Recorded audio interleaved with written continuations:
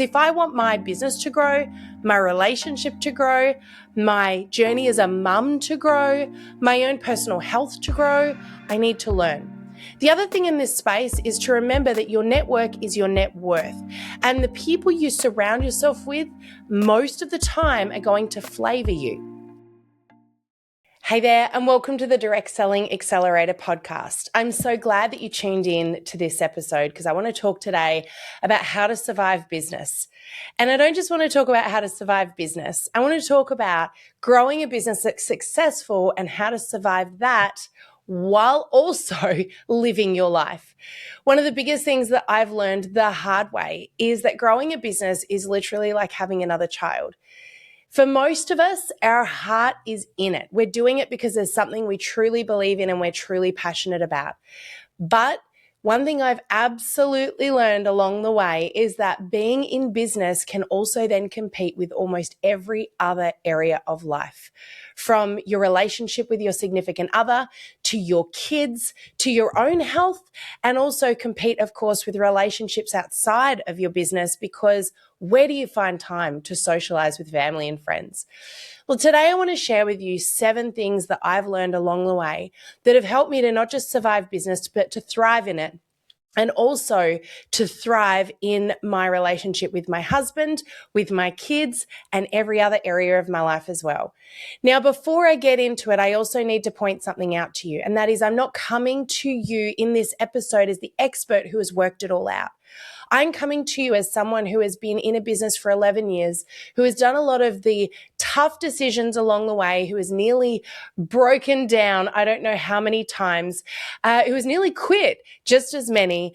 And I want to share with you some of those lessons along the way in the hope that even though I am still a bun in the oven and learning every day, maybe some of those experiences that I've had and the lessons that I've learned the hard way might help you to maybe not make some of those same mistakes I've made. But also, if just one of these 7 things that I share with you today is a little aha moment for you and it gives you a little bit of a steer in the right direction, then I've won. That's great. I'm happy. That's all I'm looking for. So I want you to understand something. I am not preaching to you as somebody who's got it all worked out. I'm coming to you as a friend, walking alongside of you saying, this is a really tough thing to do, to grow a business and be successful and balance every other area of life. And it really is a juggling act. But today, let's walk alongside each other and support each other. And I really hope that you get something really powerful out of this episode. So let's dive on in.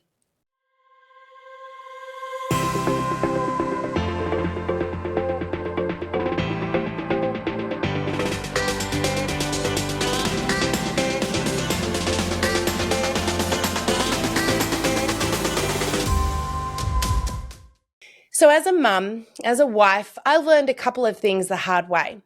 Most people who have families have to struggle and grapple with 2 very, very big competing things. And that is, how do you be in a marriage and how do you be a parent and balance those 2 things in a successful way?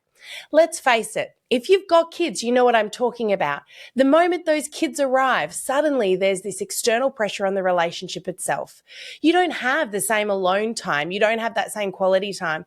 And intimacy, out the window for a little while there as well, for most people. Some people are lucky enough that that's not how it works for them. But I can tell you, from my perspective, intimacy becomes one of the greatest battles of those early years when you have kids. From a hormonal shift, from a body shift, and of course from a time shift as well. But let's just imagine for a moment that you add in another competing element. And that is where business owners struggle with a whole new element that most people don't have to deal with. When you add business to that, you have another baby in the mix. So imagine relationship, parenting, and a business. That's 3 competing elements with things that are the most important things in your world. And so how do you balance all 3 of these in a successful way? Well, this is a lesson I learned in a very difficult place when I was least ready for it. When I started my business, I started alone. Most of you would know that Greg now walks alongside of me in the business, and he is just as passionate about what we're doing as I am today. However, in those early days, it wasn't that way. And Greg will tell you straight out, we've even talked about it on this podcast, that he was not supportive of me going into business. And the reason he wasn't supportive was because we were having such a great time and enjoying those early years of our relationship so much that he knew, because he'd been in business before, that adding a business was going to add a challenging element to our relationship that he just didn't feel ready for. I, however, didn't know that just yet, and I had to learn a lot of very hard lessons very, very quickly. And I made a lot of very big mistakes as well along the way. I've talked about that in a few different episodes. In particular, I did one recently on parenting and some of the biggest regrets I have around those early years that I wish if I could go back in time and change a couple of things, I would have. But right now, I want to talk about some of the things that really are a little bit more holistic and oversee all areas of life and business to help you that again, are lessons I've learned along the way when it comes to this. So the very first of these is the most important, and that is to have grace. Now, grace is something that we both need to learn to give and receive. And the person that we tend to give grace to the least is actually ourselves. But one of the things that I grapple with, and I'm sure you do too, because I know lots of my friends out there struggle with this, is a sense of everything has to be right all of the time. I have to get it perfect. And that is just not a realistic level to aim for. And so having some grace for, I might not get it right, or I did my best in that moment and I learned something from it. But having some grace and understanding for ourselves is the easiest and best way to grow. Because when we spend most of our time in a place of criticism, we're not growing. And learning to have grace for ourselves and learning to see where we've grown as well is really important. You know, one of my favorite podcast interviews, I bring it up often, is with the amazing Oscar Trimboli. And Oscar is a deep listening expert, but he's also a running coach. And one of the pieces of advice he gave me personally after recording one of our podcast interviews together was, when you're running, you need to remind yourself every now and again to stop looking forward at where you're going and just turn around and look at how far you've come. And in those moments, especially in business, sometimes we forget just how much we've achieved and just how far we've come. And we're beating ourselves up because maybe we're not where we intend to get just yet, or maybe we're a little behind where we'd like to be, or maybe we've made a mistake that we're beating ourselves up over. But what about where you've come from? And so having grace is very important. I'm also going to add that having grace in all areas is important because, again, as a parent and as a mum, we tend to critique ourselves and feel that mum guilt a lot of the time, especially when growing a business, because you now have something that competes with that time with your kids. You know, I always saw myself as that mum that was going to be at the PTA meetings and helping to do things around the school and, you know, be at every athletics carnival. And probably one of the biggest areas of mum guilt for me is that that's not the life that I live. And I had to make a choice to either run a successful business or be at all of those things. Now, don't get me wrong. I do try and get to as many of those things as I possibly can. And I recognize that in the early stages of my business, I didn't prioritize those things enough. But I'm certainly not joining the PTA tomorrow because I can put my energy into a place where it's growing me and growing my business and growing what I'm doing, or I can grow something else. And right now, my heart is not in growing the school. It's over here in growing my family and my business. So PTA is not the place for me. It might be for you, but for me, it's not right now. But I need to have some grace for the fact that that is the life I'm living and the place that I'm leading right now. We can't be in all places. We can't get everything perfect. So have some grace and love and understanding for yourself because it is no one else's responsibility to have that for you. So that's number one. The second one is this. This is one that keeps knocking on my door as not just the feather, but the brick in the Mack truck constantly. And I've got to be always very aware of this, and that is oxygen mask on self first. One of the biggest, best things that you can do for yourself to be better at your business, to be better for your family, to be better for your partner is to fill your own cup. And yet it's the thing that we do the least and last most of the time. How often does everyone else and everything else come first?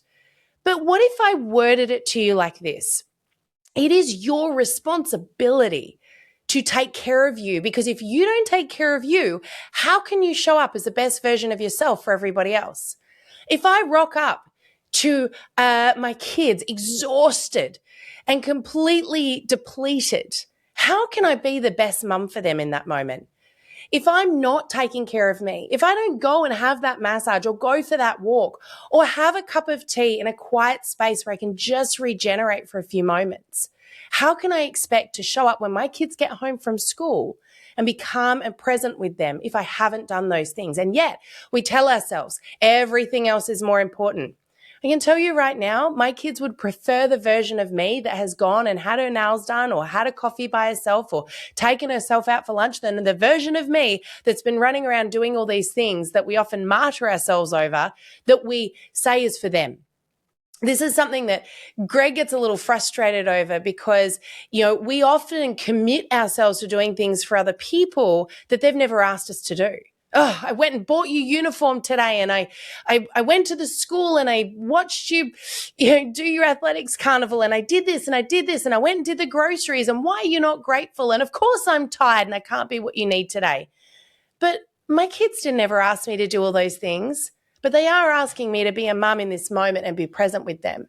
And so cup filling is not just a fluffy thing that we do. It's actually a responsibility that we have if we want to show up for everyone else in our business, for our teams, for our staff, if you have any, for your kids and for your partner as the best version of yourself. And you'll be happier for it too.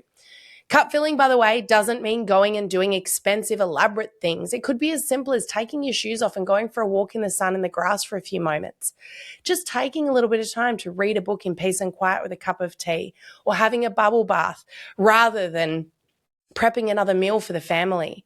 Yeah, you got to make a choice sometimes, but it's also important we make the choice to step into who we need to be rather than a choice to empty and deplete that cup that everyone else needs us to be filling up.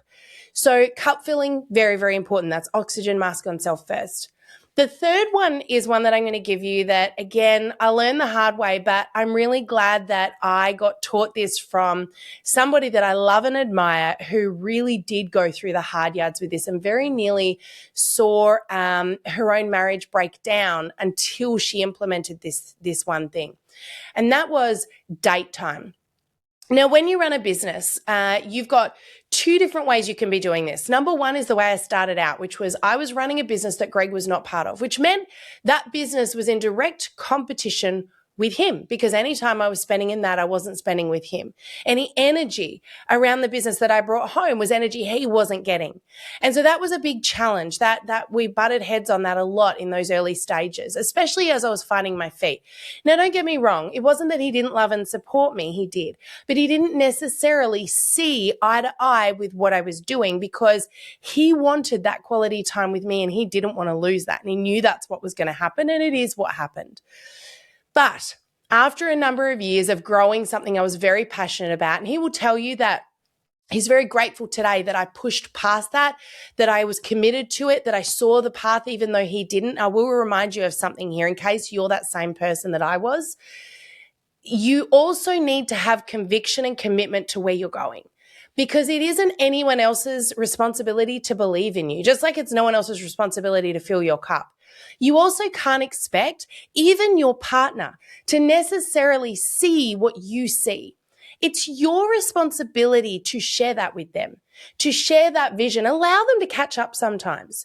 Now, I'm not saying go against a direct wish of your partner. You do need to show respect in that space. Greg never told me he wanted me to stop business. That's not what I'm saying. But he did say that he would have preferred that I didn't do it because he knew what the payoff was going to be. He knew what it was going to cost. And, it also had a financial cost, I will say as well, because I didn't know what I was doing in those early stages. And so while today we've got, an amazing 7-figure business that we absolutely love, that is impacting people all around the world, that helps us live out our mission, that gives our family incredible opportunities, it definitely didn't start out that way. And for the first 5 years, I can tell you I didn't pay myself a cent. In fact, I was going backwards and borrowing money. It was a mess. And so the thing here that I needed to learn to implement, and we did this probably after about the first 2 years, was date time.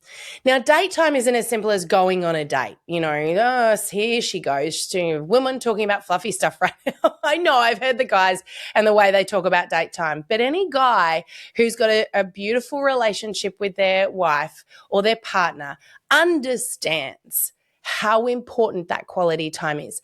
Now, date time's not simply going out for dinner. Date time could be in your living room on a Wednesday night when the kids are in bed. It's not about going out and doing something expensive, although you could do that if you want to and you've got the means to do it. But date time is more about the way you spend the time. And this was the advice given to me by my coach at that early stage that for her saved her marriage. And that was, when you go on a date, you have to remember something. Eventually, you start out your relationship usually with just the two of you. And then you go into a period of life where it's not just the two of you. You know, in the case that we're talking about today, it's not even just you and your kids. It's now also you, your business, and your kids. And so she said, eventually, you're going to come back at the end of your life to just the two of you again. But what can often happen in the middle there for so many people is they forget and they lose that connection and relationship to one another. They forget who the other person is because you don't necessarily get that quality time with them. Well, you can get busy just being with the kids. I've got some really wonderful, beautiful friends who, honestly, I look at them and I think, I don't think you guys know each other anymore, because I'm watching them together and I realize everything they do is based around their kids, is based around their work. And I know that one day they're going to come back together and it's going to be just the two of them, and they're going to look at each other and go, who are you again? And I don't want to be in that position. And so here's where date time is really important and really powerful. Date time isn't just going on a date. Date time is the following. Whenever you have that time, whatever it looks like, you need to apply these rules. Number one, you cannot talk about your children. Whether it's for 30 minutes, 3 hours, or a whole day, whatever it is, you cannot talk about your children. The second rule is you cannot talk about work. Now, try this. It's actually really hard. It takes a lot of practice to not talk about two of the most important things in your world, and two things really that become the subject of a lot of your conversations in your household. The third one I added in was actually, we can't talk about the news. And the reason I added that one in, that was a personal preference. You don't need to put that one in if you don't want. But to me, the news becomes a very negative geared thing. There's very little we can do about it or change about it, and it's usually fear-mongering. So I was like, I don't want that to be part of our date time. So what can you talk about? You can talk about holidays. You can talk about your home. You can talk about projects you're doing together. You can talk about lots of things, your future and where you're going. You can talk about thoughts. You could talk about your dreams and your visions. But you can't talk about work and you can't talk about your kids. Because when they're gone, we want to know that we can still converse, we can still connect, we can still talk about stuff. This one thing has made so much difference to our relationship. And one of the things that Greg and I are also very, very passionate about are couples in business. Because I can tell you, we have got so many different things we can unpack that we've learned along the way, that we've done both well, but most of the time terribly. And we've had to adjust and adapt to keep our marriage strong, but also to keep our business strong and our kids, all of those things together. All right, let's talk about number 4. Number 4 is something that, again, I think is a bit of a personal preference, but I'm thinking it's probably going to impact a few of you. And I've talked about this before as well.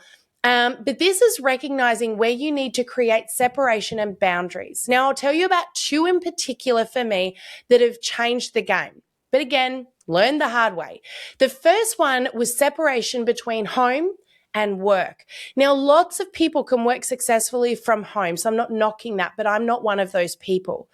Interestingly, when I say that, often people go, oh yeah, I'm the same. I get really distracted. I'm like, oh, there's some washing to do, or there's some dishes to do, or there's some housework over here. I'm like, no, that's not my problem. My problem is not getting distracted by home. It's getting distracted by work. You see, my work is my baby and I'm very passionate. I love what I do and I've always got exciting ideas that I want to tackle. My problem is when my work is at home, I separate from my family and I become, every time I walk past my desk, I see it and I'm like, oh, I could sit down and just quickly check my email or quickly do that one thing. And then 4 hours later, I kid you not, I pull my head out of that computer screen and I realize my kids are all in bed and I totally miss that time with them. I did this for a number of years before I realized that I was breaking my relationship with my kids and I was breaking my relationship with Greg, and I was unhealthy. I was a workaholic, 100% through and through, and I needed to fix that. I also noticed that in stressful times, I would walk through that door at night when I got home with my kids in tow, and I would feel my heart sink and my shoulders slump as I realized all the work I had to get done on top of being a mom and doing all the things I had in the household. And there was one particular day where I walked through the house, I just felt this sense of dread come over me as I realized my list of to-dos, and half of them were work to-dos. And I was like, it is 6:00 at night right now. And I realized to get everything done, I wasn't getting to bed till 2:00 in the morning, and that had become a regular routine.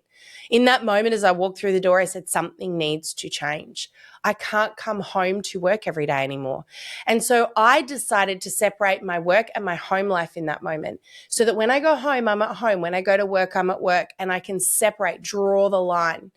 So yes, I do have my computer at home a lot of the time, but I'm actually in the habit now where, even to the point, and this is where boundaries come into play, Greg knows if I come home, there's a 30-minute window you can talk to me about work, because sometimes that has to happen. But after that, he's great at working at night. He loves to do it, and I give him space to do that, and that's where he works best, but I don't. And so he knows, don't talk to me about work after that window. I'm done. I'm off for the day. I'm finished. And I've got a line in the sand. I am mum and I am wife now, and I'm home. And this is my time with my family. So for me, having an office outside of the home is actually really important. So we've actually got 2 workspaces now. Greg works from a studio we have down in our shed, and I work from a studio that we've set up in town. Now, initially, that doesn't have to be an expensive thing, by the way. So if you're just starting a business, you're like, well, that's great, Sam. You've got a business, you've got budget, you can do that. You know what? I didn't have budget when I started doing that. In fact, when I started doing that moment when I walked through the house that day was before I was even able to pay myself a wage, and my credit card debt was up to my ears. However, I got creative and I contacted a friend of mine who was an accountant, and I said, hey, I know that you've got this big office building, and I've noticed that when I come in for catch-ups with you that you've got a couple of spare rooms there that are, filled with boxes or whatever. Would you mind if I just paid you a small fee each week to come in and just use that office space? I mean, it's getting wasted right now anyway. He was grateful to have that space tidied up and to have a little tiny bit of extra money coming in each week. I mean, he was an accountant. They love anything they can get, right? I don't mean that in a bad way. I mean, they understand the value of earning a little bit of extra money, and it compounds. So to him, he was like, $20 extra a week is $20 extra a week. And I was thinking, wow, I can get a whole office for only $20 a week. It doesn't need to be expensive. You might even get lucky enough to find someone who's willing to give you the space for free. The bottom line is, if you need that separation like I did, create that boundary for yourself. Before we jump back into the episode, I want to quickly share with you a tool that I created just for you. If you've been feeling a bit like social media feels super overwhelming, I don't know what to do next, and I'm just sick of overthinking it and throwing spaghetti at the wall and waiting to see what sticks. If that feels a little bit like you right now and you aren't getting the results that you want, that's exactly why I wrote my book, Show Up Anyway. Show Up Anyway is a really simple read. I wanted to make this fast and implementable. You'll be able to read it in 1 or 2 quick sittings, but most importantly, every chapter has an action step at the end of it and a process you can follow to get the results that you've been hoping for. So if that sounds a little bit like you can go to the show notes, you can grab a copy there, or of course you can jump onto Amazon and order your copy. It's available in Kindle, it's available as a paperback, and now also in Audible in certain regions. All right, let's get back into the episode. The second area is another really important one, and it was a self-boundary. I also noticed that through the night, while I had separated myself from work the way I've just explained, I hadn't separated myself from technology. So what was happening was I'd go to bed at night and I'd roll over through the night and I'd grab a drink of water or whatever you do, go to the bathroom, and every time I started to observe myself doing the standard tap of the phone, which was on the bedside table. And then I'd see something. It might be an email come up or a notification saying, someone wanted to talk, or don't you love it when someone says, we need to meet, and suddenly your brain just goes a million miles an hour thinking something's gone wrong till you meet with them and realize it was nothing that you thought. It was totally fine. In fact, it was a positive thing. And you've just spent days or weeks or hours telling yourself something dramatic's happened. Well, that was me almost every single night. I'd see someone had commented on a post or something had happened and I had to deal with it right then and there. I'd be out of bed and I'd be back at work for hours or on my phone or stressing out over something unnecessary. So the boundary I set was this: at 9 o'clock at night, my phone goes onto airplane mode, and it never, from that day forward, went on my bedside table at night. My phone lives in a different room of the house on charge every night, so I cannot be tempted. I knew what my self-sabotage was going to be around that, and so I decided to put an action in place that would stop that being a problem. Now, I also have learned since then that what I was doing was actually better for my sleep anyway, because of the energy and the blue light that comes from your phone in your bedroom is actually not great for sleep anyway. So that was my own personal boundary. Now, you can't force someone else to have a boundary that you've created for yourself, by the way. I just want to be really clear about that. Greg doesn't see it the same way I do. He still has his phone on his bedside table. That's him. He does him. I do me. I'm not going to force him to change and do something just because I feel a conviction that this is the right thing. So you've got to be very mindful of that too. But you know what? My life has changed because of it. So I've made a shift. My kids have also seen this shift, and we have the same rule for them. Their phones are not allowed to go into their bedrooms for the same reason, because I don't want them to fall into that same habit I was in. So that's number 4, is having separation and boundaries where needed, both with yourself but also with other people. And again, I don't mean changing how they behave. I mean making sure they understand that this is your expectation around you. Okay. Number 5 is really important both with household and with business. Now, Greg and I now work together, so this is something we had to learn as we started working together. So if you work with your spouse or your partner, this is going to be one for you. But also I want you to think about this from a household perspective as well. And that is this: find your lane. Now, if you're like me and you want to be across everything, right? You want to be perfect at everything, but you want to be across everything. You like controlling situations because it makes you feel safe. You know what? I'm not going to hide it. I think that's a lot of people out there. Sometimes you have to recognize where your lane is and where you need to step back. And that for me was definitely a big learning, especially in business. As we went through a very difficult time in our business because as Greg stepped in, he was stepping in and taking a position and a seat alongside of me to navigate the baby that I had birthed, which was the business. We didn't start this business together. And so when he stepped in, one of the hardest things I could ever do was learning what to let go of and hand to him. And that took a long while to do. It was a really rocky road for a period there because I wanted to be across everything because I'd created everything. But learning to find my own lane and him to find his was a really interesting journey, but a critical one. And it's the same with home. It's understanding what's your lane, what's my lane. And that comes back to your strengths. Knowing what your strengths are is so important, but also knowing what your weaknesses are and where your partner or your family or others in your business can uplift those weaknesses.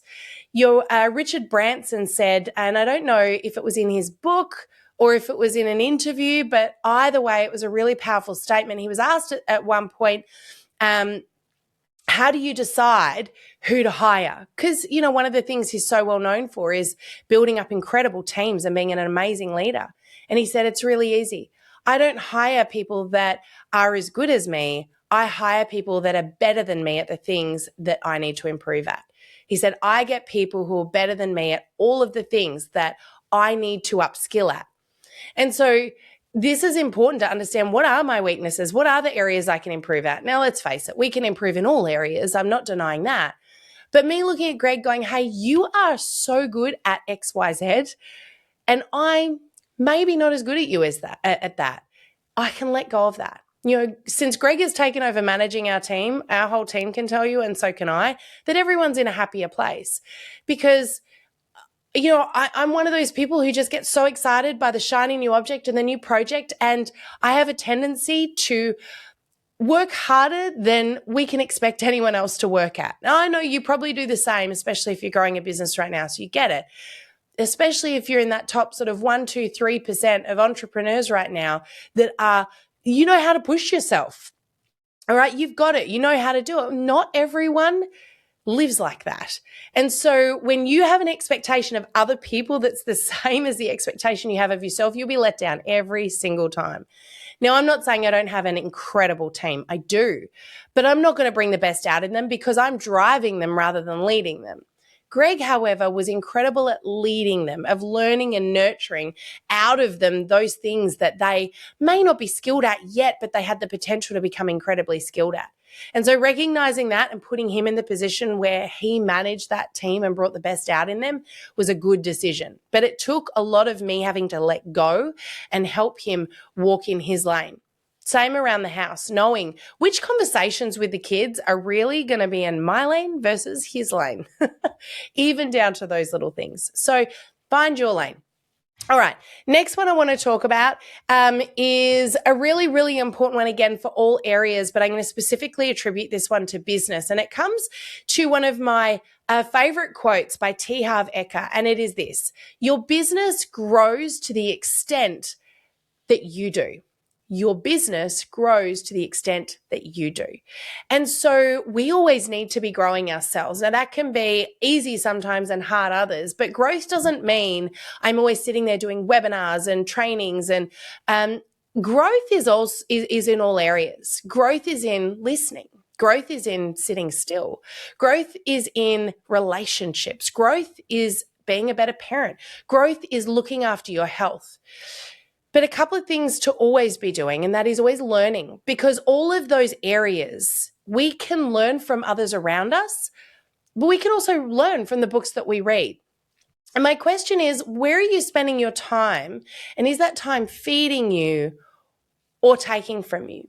For example, are you spending your time scrolling on social media as opposed to picking up a book that's going to teach you something new, or listening to a podcast that's going to elevate you to a new level, or listening to an audiobook while you're driving the car rather than just listening to some music? I'm not dissing music. There is a time and a place for sure. And sometimes I just need a really good piece of music to get me into a headspace I want to be in, and that's fine.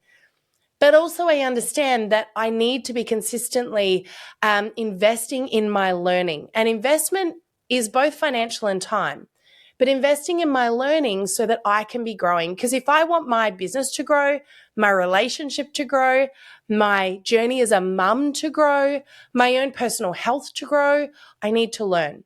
The other thing in this space is to remember that your network is your net worth. And the people you surround yourself with most of the time are going to flavor you.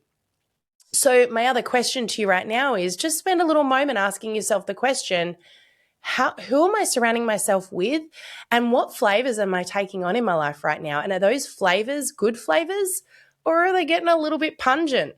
So the question is, do you need to maybe add some people and take some people from your network? That doesn't mean that you go to someone and say, oh, I'm cutting you off. What it means is you consciously spend less time with some people and more time with others. Because at the end of the day, your growth is going to cover all areas. Personal growth equals business growth, equals relationship growth, equals growth as a parent, equals growth in health. So where can you spend your time? Even find 5 extra minutes a day to invest in that. And readers are certainly leaders, guys. A whole nother episode I could do on that, but invest in your reading time. Listen to some audiobooks, listen to some podcasts, spend 5-10 minutes a day just reading a couple of pages. It doesn't need to be lots. It needs to be a little bit consistently. Last but not least, number 7 is, I'm going to be a little controversial here with this one, possibly. Not really controversial is the wrong word, but I'm going to push a little boundary here that maybe some of you won't agree with. But this is one that I've decided is true for me, and it might be true for you too, and it's this. Organization is a personal interpretation. What I mean by that is, I think we put a lot of pressure on ourselves around being organized the way other people might be organized. For me, I'm one of those people who, and my stepdad was like this too. He was a very successful businessman. And if you walked into his office, it was chaos. Like my mum used to joke about it constantly. She used to say, this guy had piles of papers and books and folders in every nook and cranny of his office. And yet you ask him for something and he would go to the exact spot where it was. He knew where it was and he would grab it and pull it out. The thing is that organization is a personal interpretation. And we can put pressure on ourselves to be like that person over there or that person over here who seems to have it all together. But the bottom line is that we all operate in different ways. I, like my stepdad, am a little more on the chaotic side of things, but it works for me. You know, someone said to me the other day, Sam, how do you keep track of all the people you follow up? Now, one of my super skills is networking. I love building relationships with people and I'm darn good at it. Why? Because I've invested so many years of my time building relationships with people. They're not fake. They're very real. I'm very close friends with many, many, many of the people that I've networked with over the years. But I start a lot of those relationships because I want to do business with those people. I end most of those relationships in a very close friendship with those people, many of which I don't do work with at all. Those relationships go in a completely different direction, and I'm open to that gift, whatever that's going to be. But here's a really interesting thing. I teach often inside of our courses, our memberships, our challenges, the strategy of networking and building what I call a Hot 100 list, but most importantly, that building the pipeline, because it's a very important part of any business. But the question I get asked is, how do you manage those relationships? And I'm going to throw something out there right now that I've had to grapple with over the years, feeling not very proud of this, but it's my system. And most of my system is a combination of, you ready? Here, what's in my head and what's in my heart, because I know that when a name drops into my head or in my heart, I need to follow that prompting.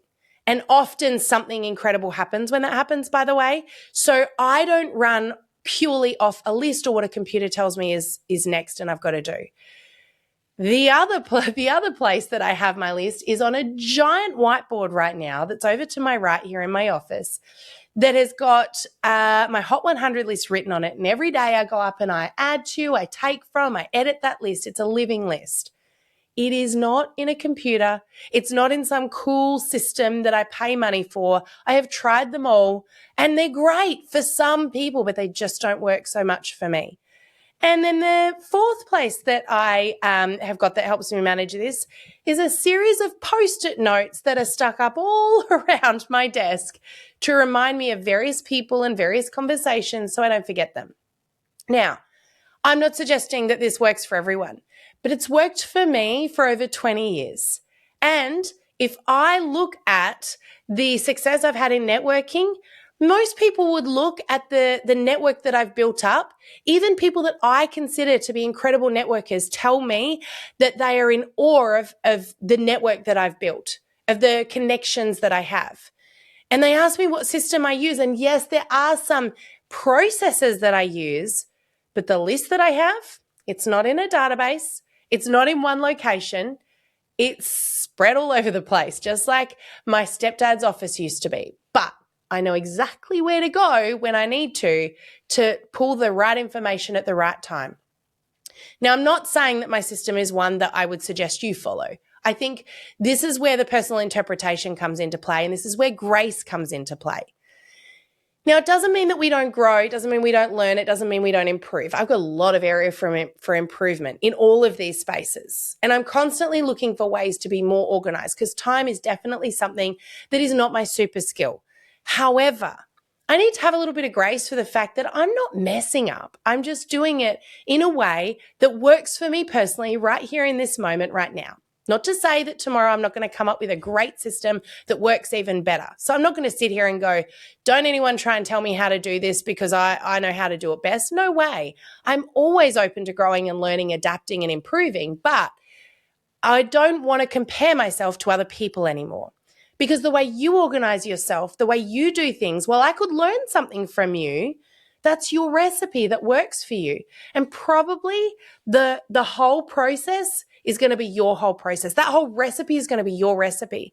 But maybe I can pull an ingredient from you. Maybe I can learn how to add something into my recipe that's going to up level it and take it to somewhere new. So remember that the way someone else does business, the way someone else shows up on social media, the way someone else organizes themselves, that's their recipe. So yes, we can learn from other people, but don't look at other people and think, I need to be more them and less of me. We can improve ourselves all of the time. But comparison is never going to improve you. It's going to overwhelm you and shrink you back. It's going to have you becoming less of who you truly are and who you need to be successful. So remember, it's really not just organization is personal interpretation. It's also social media. It's your marketing strategy. It's the way you do business, the way that you run team. All of those things are your recipe. Always look for new and better and improved ingredients and methods. But don't think for a moment that you need to duplicate someone else's recipe, because that works for them, their personality, their skill set, their audience, they're all of those things, their lifestyle. So let me recap on those 7 things right now, just in case you missed any of them. Number 1, have grace. Have grace for yourself, but also learn to accept grace from others. Stop putting so much pressure on yourself to be perfect all of the time, because you simply can't. That's not human nature. Number 2, oxygen mask on self first. Fill your cup. It is your responsibility. Number 3 is also making quality time with your significant other, and having quality date time is really important. So remember, no talking about work, no talking about kids. You need to connect.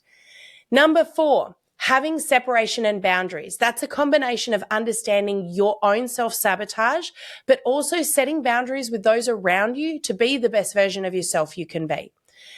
Number 5 is find your lane. Know where you need to work in your strengths, but also recognize the strengths of others and pull them up. Encourage them, honor them, and know where you should step and where you should step back. Number 6 is always be growing. In the words of T. Harv Eker, your business only ever grows to the extent that you do. And number 7 is organization is a personal interpretation. You don't need to be more of somebody else and less of yourself. You need to find your recipe and always be looking for new ingredients and new ways to adapt and improve that recipe. But remember that you are unique and you are perfect in your own way. And the way you do things isn't wrong. Maybe sometimes it needs a bit of improvement, but it's not wrong. It's part of who you are. And that's where grace comes in. So I really hope that this episode has spoken to just one person today, because that's my responsibility. But if it's spoken to you, I would really encourage you, whatever platform you're watching or listening to this on, comment, share what for you, which of those 7 things was your biggest takeaway? What are you going to do? What are you going to implement off the back of this? But also, I'd love for you to share this podcast with a friend. This is a resource that we put out there to support and grow others in business every day. And if something here has spoken to you and might speak to somebody else, help us spread the word. Also, don't forget, of course, to subscribe and follow so you don't miss out on any upcoming episodes. But I want to really honor you right now and thank you for taking this time to invest in you, because you matter. You are amazing. And I can tell you right now, you, my friend, have everything you need within you and around you right now to achieve your greatest dreams. You're amazing and I believe in you. And I really thank you for taking this time with me today. I'm honored that you've chosen me. But thank you again so much for tuning in. Make sure you come back next week. Thank you for joining us in this episode of the Direct Selling Accelerator podcast. If you love listening and you found that this was helpful for your direct selling business, please like and subscribe to our YouTube channel. You can also check out the recommended video that's popped up on your screen right here. I look forward to seeing you again next time. Bye for now.